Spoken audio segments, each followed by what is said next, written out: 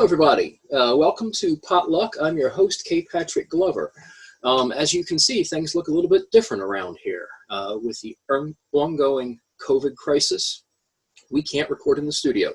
So what you see behind me is my home, and what you see over there is my guest's home. This is Mr. Matt Lake.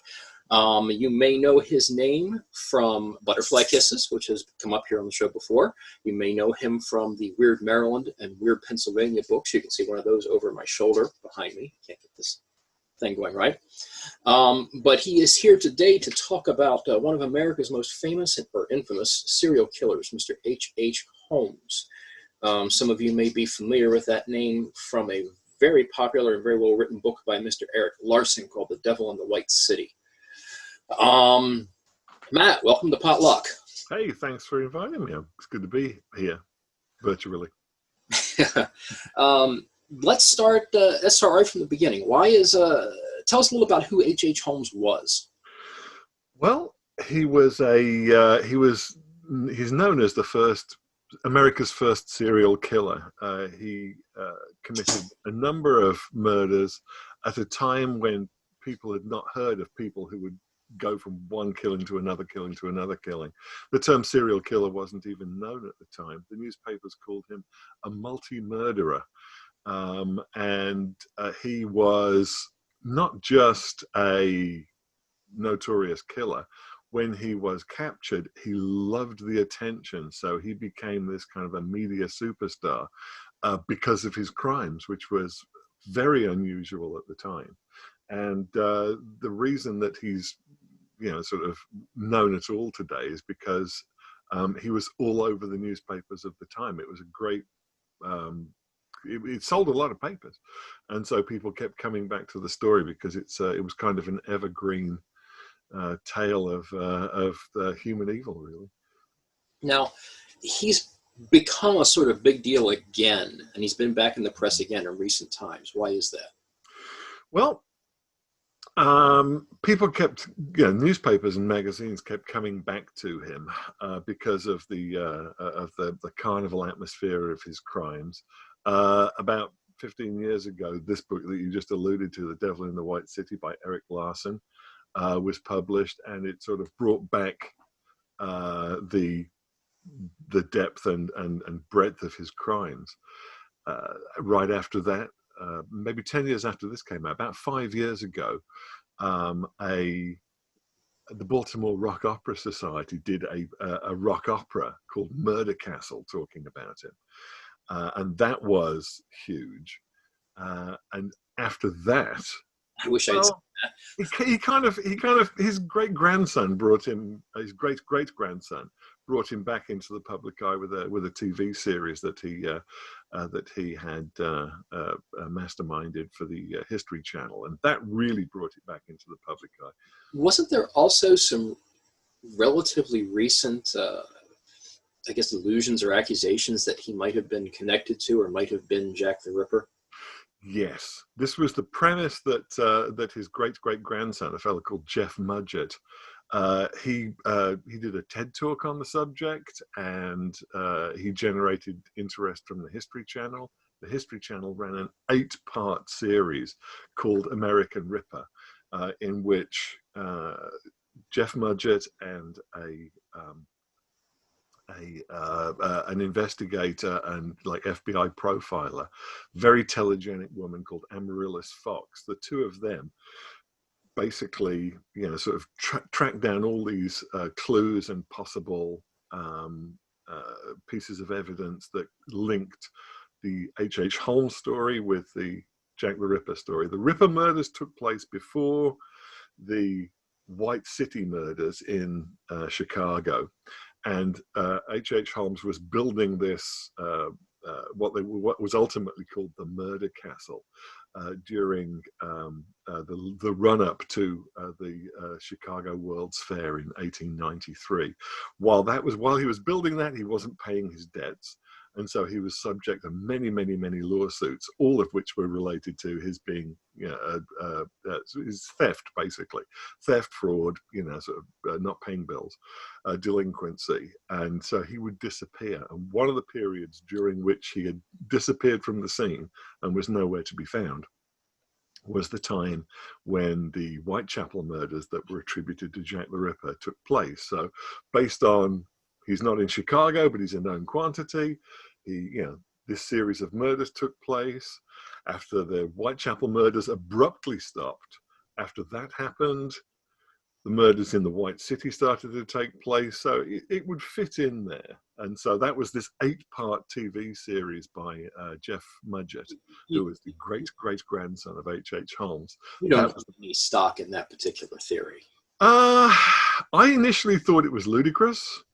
As I watched the series, I wasn't quite as dismissive. The timelines did line up.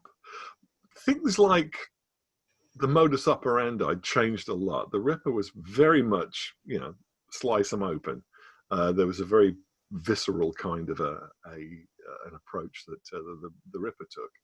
And although H.H. Holmes was trained as a doctor, under his earlier identity of Herman Webster Mudgett, he was Dr. Mudgett.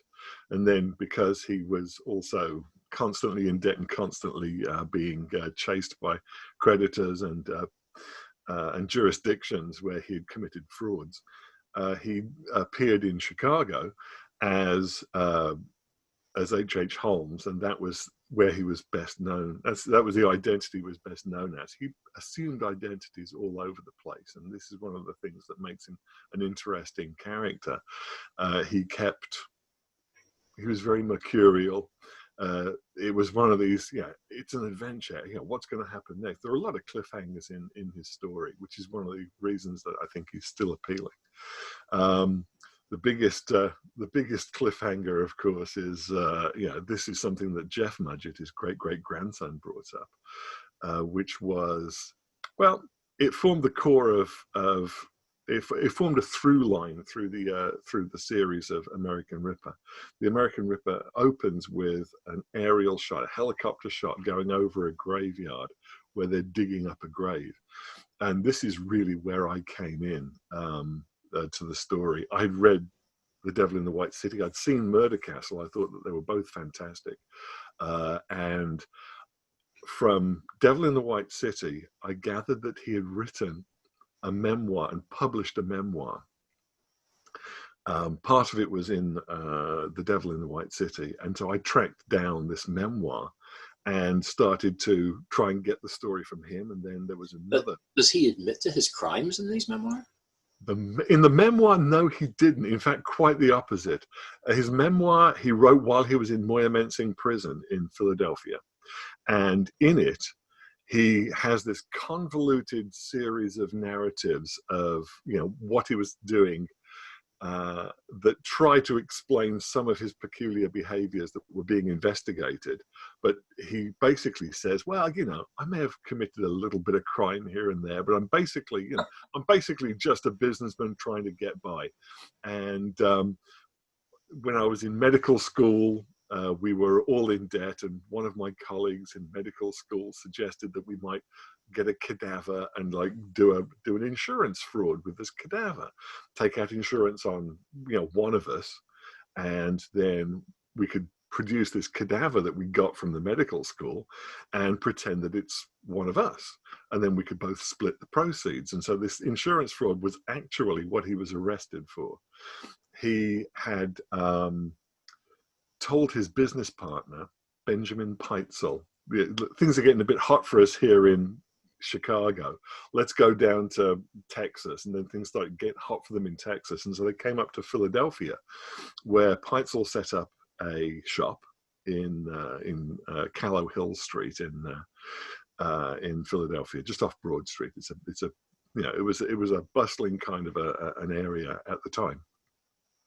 Peitzel set up a store, and he was basically found dead there. And as the story unfolded, there was insurance taken out on him. Holmes was one of the ones to identify his body. Holmes took the money, and then the insurance company started to investigate who this person was, because it was a $10,000 policy. It was a very large policy, and they paid out on it to the widow, but Holmes basically embezzled the money from her. The story, and this is where it gets complicated, the story as Holmes told it initially was he found him, he just found him and identified him. Then it became clear that Holmes was in town at the time when he died, and then he said, well, he found him having committed suicide. That was his second story. His third story was that, well, okay, I did it. No, that was the fourth story. The third story was, yeah, well, okay, it was an insurance fraud. We got a cadaver, and this is a cadaver I got from somebody. I can't say where it's from, but it's from a medical school. Then they discovered that it was actually Peitzel proper, and then that Holmes had killed him. And all the time when the investigation was going on, he was writing a memoir. So this memoir is this almost total fabrication. And he casts himself as this homespun lad from Gilmanton, New Hampshire, and how he had this upbringing in which he was always having to hustle for money, and he achieved greatness in real estate speculation and in sort of pharmaceutical practice, and he was just always just one step ahead of the big break, and it was bogus. It was a bogus story, because all the time, apparently, he had been committing various crimes. He'd been killing people, having basically embezzled their funds from them. There were a lot of women who had inheritances, and he took them under his wing and helped them and gave them a job, and in some cases had affairs with them. And then it was like, oh, this property that you've got over here is worth so much at the moment, but if we pretend to sell it through various different shell companies, then the property value will increase, and then when we actually sell it, we can base it on this other property thing. So he basically took people, he got this confidence trickster thing going, where he got an innocent woman with a small or large holdings or an inheritance, and then would have them signed over to these shell companies that he owned. And then mysteriously they would disappear. Oh, she went off, and when they disappeared, most of the time they had actually been killed. So, do we know, was his primary motivation the murders or the money? As far as we can tell, because the guy was a pathological liar, as far as we can tell, it was all about the money. He said that it became easier to kill subsequently. But initially it was very, very difficult for him to do it, but then the devil got in him, and he changed and he became a monster. But he said that to the newspapers because it sounded good, and it would sell newspapers and it would sell more stories. And pretty much he had lots and lots of brushes with the law, and they were all to do with money. So I think it's fair to assume that he operated he killed the same way, I think, that pig farmers slaughter pigs, right? They're going to get everything they possibly can out of this, whether there was a thrill from doing it, that's one thing, but he would sell the carcasses. Literally, he would in several cases, women that he murdered were rendered down and articulated and sold as anatomical skeletons to medical schools. There was one case. He had a woman who worked for him with whom he had an affair.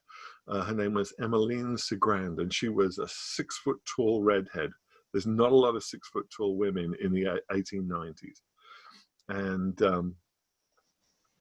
there is an anatomical skeleton in the now defunct Hahnemann Teaching Hospital in Philadelphia of a 6 foot tall woman that was supposedly from him. So this is part of that audit trail of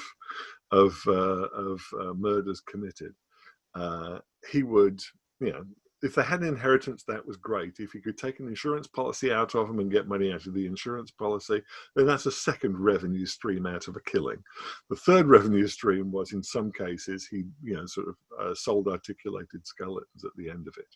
So he was, yeah, it was kind of a brilliant scheme. Actually, it's a horrible thing, but you get rid of the evidence by selling it, because he's known in the medical field. He operated as a doctor and as a pharmacist, and so, you know, he was wheeler dealing all kinds of things.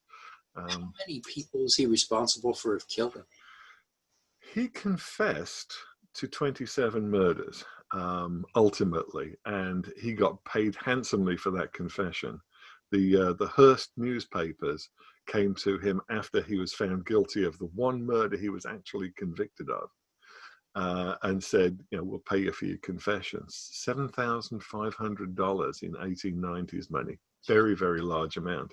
And so he confessed to 27 murders. And this went out, sold a lot of newspapers. And within a week, newspapers were saying, well, this one guy that he said he killed is, you know, a lineman down at the railway sidings in Chicago. There's a woman who was a friend of his third wife's, who he said he had killed, and she was interviewed by the newspapers within 2 or 3 days, and came up with this glorious quotation: well, I haven't been killed by anybody, not even H.H. Holmes. So he said 27. About 5 of those were immediately debunked. He was only convicted of one murder, and that was in the jurisdiction of Philadelphia, and that was his business partner. And when they started investigating, the Chicago PD reckoned that he had, there were 10 people in his catalogue of people he confessed to killing who were plausible. So it was anywhere from 10 to 20, I think 21 or 22 that he had confessed to. He didn't even remember the names of some of these people. Now, Holmes is notorious for having this sort of castle of death in Chicago. And, you know, the rumors are that lots of bodies were found there. Is that not true, or is... There were bones and ashes discovered downstairs. There was a very powerful furnace down there that was believed to have been a crematory type of arrangement. Initially, he said, well, you know, sort of, you know, we would, you know, take food scraps down there and burn the food scraps rather than just throw them out, because there was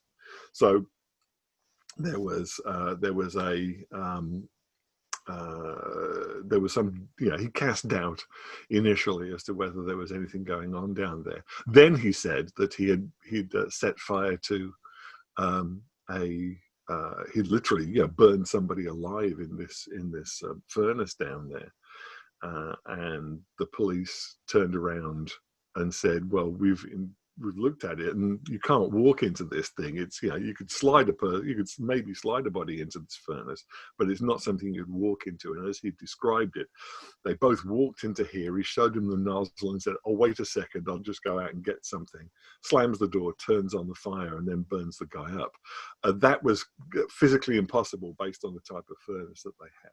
So, but yeah, there were remains down there that were very suspect in the murder castle. He had constructed this thing, as I said, leading up to the Chicago World's Fair. There was a storefront there. There were rooms, so it could operate as a hotel, or he could lodge employees there. And there were some offices there. So it was a big, big building that he wrote. It was called he built, but he built it using labor. You know, some people would work for like a month for him, and he wouldn't pay them, and they just walk off. Why did he tell a story so specific as the one about the where he burned somebody in something that he didn't even have? Well, he was being paid $7,500 for a good confession, and at this point, he had been in jail for quite a while. He was a confidence trickster. I mean, this was his stock in trade, so he could probably just got carried away with the story. it was, yeah, and he loved attention as well. There are some very interesting newspaper features that were done around the subject. I mean, yeah, your average hack newspaper writer for the yellow journalism would just go with the sensational. You know, he engineered a factory of death and murdered many people in it. That was how the sensational press of the time would have it. And then there were some people who would say, well, yeah, okay, here's a name. I'm a journalist. And he went and found, there was one journalist that found, now Holmes married 3 times. None of his wives died, and he never had a divorce. So he was initially a bigamist, but then he married a 3rd time. So that's what trigonometry, isn't it? So he married 3 times under 3 different names. His first marriage was under his real name of Herman Webster Mudgett. His second marriage was under the name Hh Holmes. And he married a 3rd wife who was with him when he was arrested, or at least with him in the same town when he was arrested, and who came to the prison when he was in prison. He married his 3rd wife.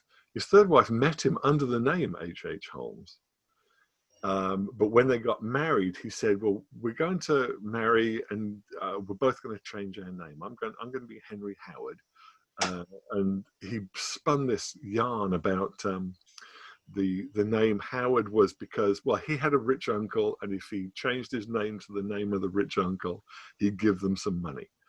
And so he was such a great, you know, sort of spinner of yarns that his 3rd wife totally fell for this and stood by him. Now, his 2nd wife, with whom he had a child, and his 2nd mother-in-law were tracked down by a journalist who started to talk to them about, to the media about this guy. Now, bearing in mind that this is a mother-in-law and an estranged wife who was abandoned with a child, they both stood up for him and said, well, you know, he's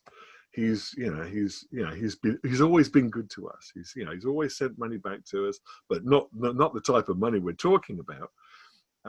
And he'd married somebody and, you know, sort of cheated, not just cheated on, you know, his 2nd wife, but the pair of them stood up, which is an indication of how charismatic the guy must have been, that they both kind of stood up for him. They both said that, you know, well, he's basically a decent man, but they also knew details about him. And his 2nd wife said that he had these grandiose views of the world, how he would achieve something great, and how, you know, being second is being nowhere. You know, so you've got to win, you've got to be number 1, you've got to be at the top. And so he got carried away. If you were going to be caught and you were going to be convicted, you're not going to be convicted of 1 murder or possibly 3 murders or 10 murders. No, you're going to go for as many as you can and make it as lurid as you can, because he was like drunk on the attention. And this was a line that his 2nd wife used, was that he was addicted to attention. And so, yeah, many of the stories, as I said, my interest is much less in the gruesome murders. It's much more in this fabulist who invents this incredible world of crime, and how he was this great player in not just commerce but also in evil. And he sounds like there's a large element of P.T. Barnum about him. Yeah, he's like a cross between, you know, sort of, yeah, Vlad the Impaler and P.T. Barnum. You know, but my thought is he may not even have been that. Okay, people will say now, and they will trot it out, that, you know, he could have committed up to 200 crimes, maybe even more. And that number started to come out of this grandiose, you know, self-promotion side of Holmes. Yeah, anybody could commit 10 murders. No, I committed 27. And, you know, well, some of them are still alive. Yeah, but, yeah, well. By the time he was convicted of the 1 murder for which he was hanged, he had got the public eye. he'd sold his story many times over and accumulated a fair amount of money in the process of doing it. It wasn't against the law to profit from one's crimes at that time. So he had a big pot of money, hired a good lawyer, and started to plan this, once again, this P.T. Barnum kind of an approach to how he was going to get buried. He converted to Catholicism, which was the religion of his third wife, and he sweet-talked the two priests in the parish of Moyamensing Prison to arrange for him to be buried in in a Catholic cemetery in an unmarked plot, so that he couldn't be exhumed. And then it got even stranger, because he put out that he was going to be buried in a coffin that was like double deep and 1/3 filled with wet cement. So the body after the hanging should be laid in that.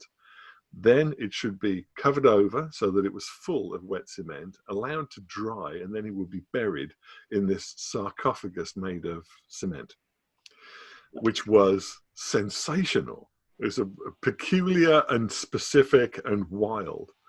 And I'm going to stop you right there for a moment, Matt. We've got way too much to talk about to fit into one show. We are out of time for today. Oh, really? We will be back again next week with the second half of this conversation with Matt Lake. Matt, you just hold for about 2 minutes, because we're just going to start taping part 2 in a minute here.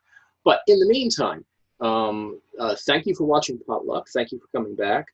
Previous episodes of Potluck are available online at www.potluck-online.org.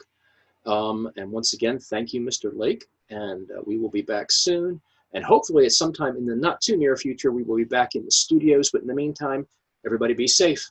Thank you. I'm K. Patrick Glover.